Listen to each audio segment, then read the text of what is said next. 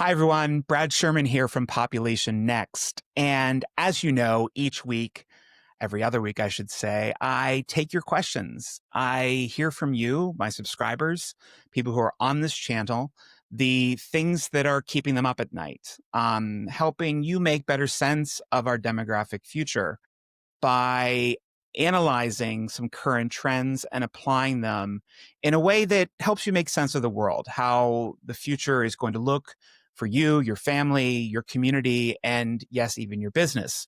And one question that I've gotten knocking at my door time and time again is how does US policymaking in today's context impact our demographics and in particular our longevity gains?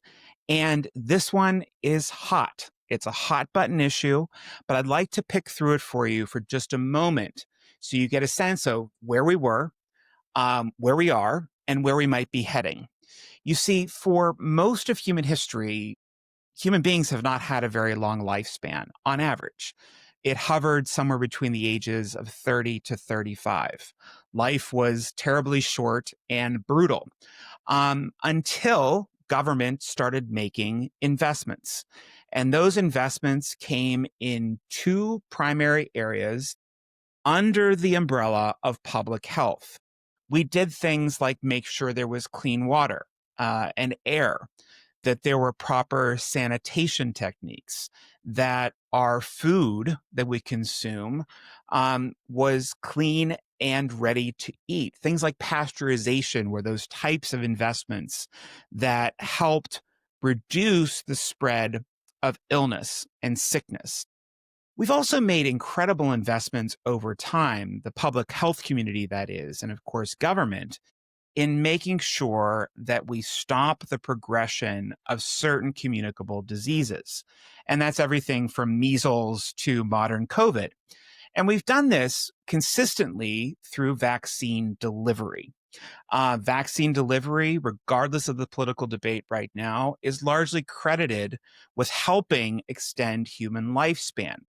And the results of our extension of human lifespan are remarkable. We have more than doubled average lifespan for human beings in nearly every Western country. And that is a remarkable achievement. In fact, it might be the most remarkable achievement that we've made in the past 100 years. But those achievements were made because of investments, and those investments in public health and public well-being. The second we remove those investments for any reason, we will likely see our longevity gains reverse. And this is troubling because just 100 years ago, there was a 50-50 chance that when you were born, you would make it into adulthood. That doesn't exist today because of these investments in clean water, clean air, in food safety, and of course, in public health. But the current federal government and some state governments are beginning to undermine some of those pieces of progress that got us to extended longevity. And we can fully anticipate that now that vaccine requirements have been pulled back, now that there are some reversals of regulations for environmental standards, and perhaps some shifts in the types of food we can consume, that safety might become at risk, that these will start to show up in a reversal of our longevity gains.